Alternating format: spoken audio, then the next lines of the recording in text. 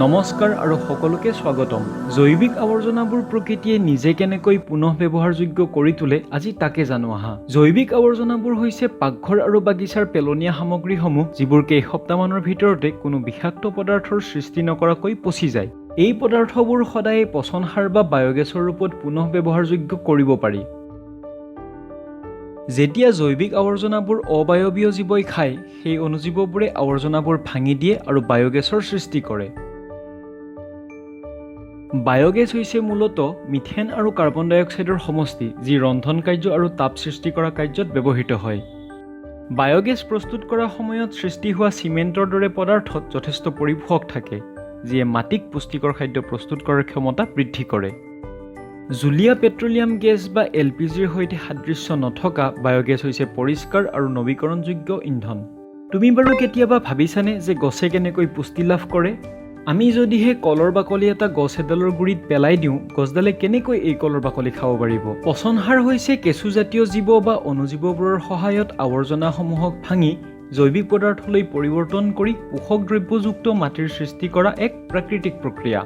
এই পোষক অণুজীৱবোৰে প্ৰস্তুত কৰা পচন সাৰ পিছত গছে শিপাৰ সহায়ত শুহি লয়।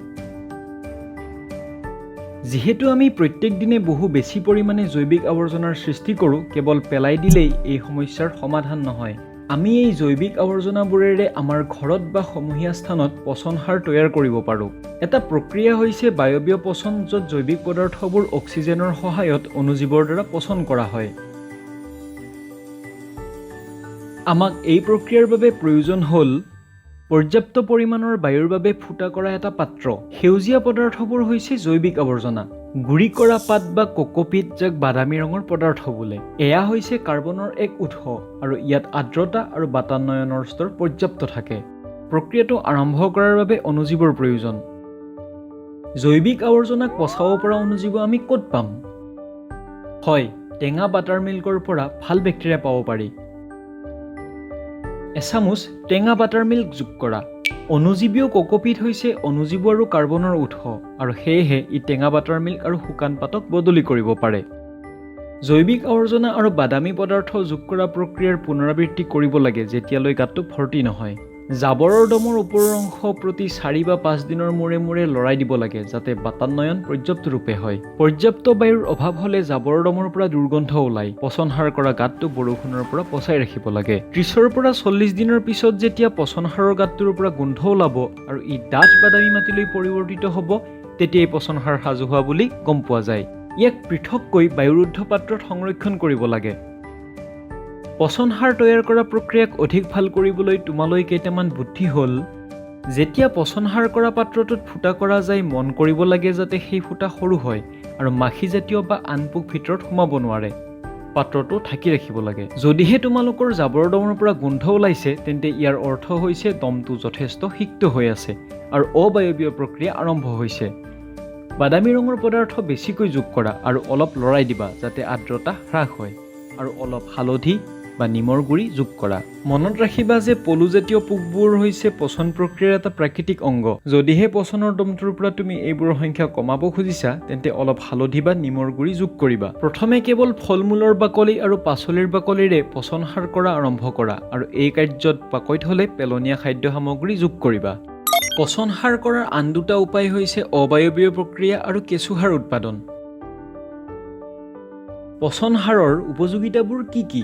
যেনেকৈ আমি মানুহবোৰে আমাৰ দেহৰ প্ৰতিৰক্ষা বৃদ্ধি কৰাৰ বাবে পুষ্টিকৰ খাদ্য খাওঁ যাতে ঔষধৰ প্ৰয়োজন কম হয়, তেনেকৈ পোষক দ্ৰব্য যথেষ্ট থকা বস্তুৱে গছৰ বৃদ্ধিত সহায় কৰে আৰু ৰাসায়নিক কীটনাশক তথা সাৰৰ প্ৰয়োজনীয়তা কম কৰে। পচন সাৰ যেতিয়া মাটিত মিহলি কৰা হয়, ই পানী ধৰি ৰখাত সহায় কৰে আৰু গছৰ প্ৰয়োজন মতে পানী এৰি দিয়ে।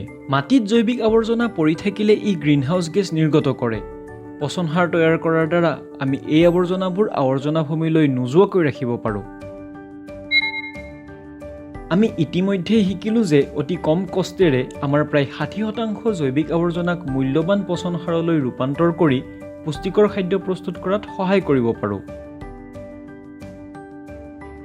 তুমি ঘৰত এয়া কৰি চাবানে? মই তোমালোকক ডাঠ কাগজেৰে কেনেকৈ ঘৰতে পচন সাৰ তৈয়াৰ কৰিব পাৰি তাৰে এক সহজ আৰু আমোদজনক উপায় শিকাই দিওঁ। তুমি আনকি প্লাষ্টিকৰ আন পাত্ৰও এই কাৰ্যৰ বাবে ব্যৱহাৰ কৰিব পাৰা। তোমাতকৈ ডাঙৰ কাৰোবাক পাত্ৰটোত ফুটা কৰিবলৈ দিবা। পাত্ৰটোৰ আধালৈ শুকান পাতৰ গুড়ি ভৰোৱা বা বাদামী পদাৰ্থৰ বাবে পুনৰ ব্যৱহাৰযোগ্য পচা বস্তু বা মাটি লোৱা। সকলো পাচলি আৰু ফল মূলৰ বাকলি সৰুকৈ কাটি লোৱা। এই কাৰ্য শীঘ্ৰে পচন হোৱাৰ বাবে অতি প্ৰয়োজনীয়। ইয়াৰ সৈতে ব্যৱহাৰ কৰা চাহপাত বা কফিৰ গুড়ি যোগ দিয়া।